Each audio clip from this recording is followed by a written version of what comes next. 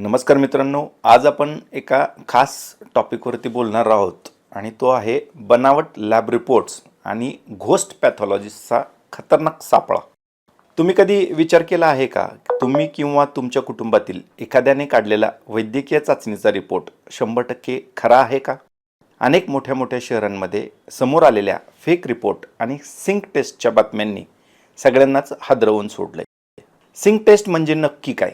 अनेकदा लॅब्स नमुना गोळा करतात, पण तो तपासण्याऐवजी थेट सिंकमध्ये फेकून देतात. कोणतीही चाचणी न करता लॅबकडून आधीच तयार केलेले प्री-फिल्ड रिपोर्ट्स दिले जातात.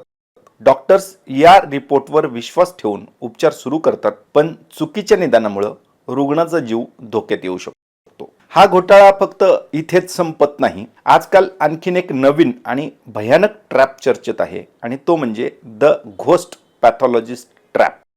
आता सुरुवात करूया की लॅब कशी निवडायची. तर लॅब निवडत असताना मॅन, मशीन आणि मेथड या तिन्ही गोष्टी किंवा निकषांकडे आपल्याला लक्ष द्यायचं आहे. मॅन म्हणजे लॅबमध्ये पूर्ण वेळ पॅथॉलॉजिस्ट उपलब्ध आहेत का? अनेकदा तंत्रज्ञ चाचण्या करतात आणि पॅथॉलॉजिस्ट फक्त सह्या करतात किंवा त्यांच्या सह्या या भाड्याने दिल्या जातात आणि डिजिटल सिग्नेचर्स त्यावरती छापल्या जातात. पूर्ण वेळ पॅथॉलॉजिस्ट असलेली लॅब ही नेहमी उत्तम असते. मशीन्स, स्वस्त मशीन म्हणजे अचूक रिपोर्ट नाही. लॅबचे कॅलिब्रेशन, क्वालिटी कंट्रोल नियमितपणे केले जात आहे का हे तपासणे देखील गरजेचे असते. मेथड, चाचणीसाठी कोणतीही पद्धत वापरली जाते.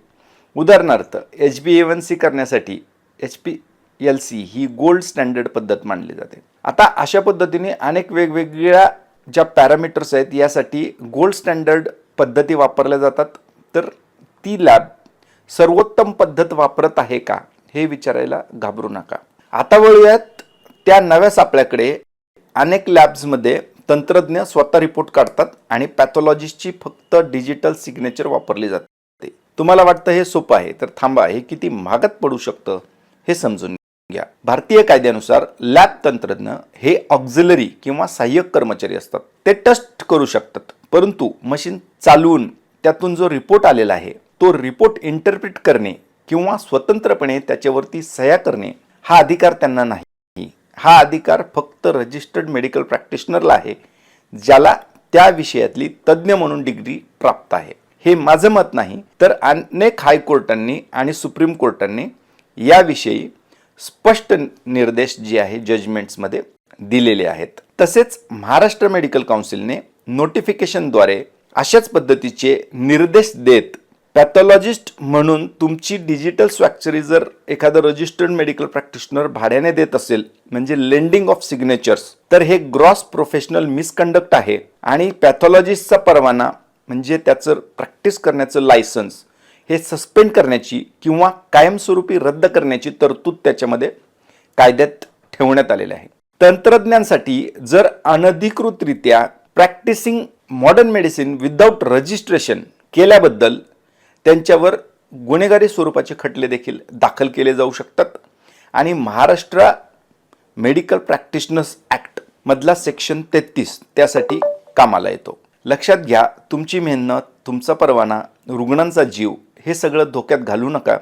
प्रत्येक रिपोर्ट स्वतः तपासा, स्वतः पडताळा आणि मगच स्वाक्षरी करा. हे पॅथॉलॉजिस्ट किंवा लॅबोरेटरी चालवणाऱ्या कुठल्याही रजिस्टर्ड प्रॅक्टिशनरने लक्षात घेतलं पाहिजे.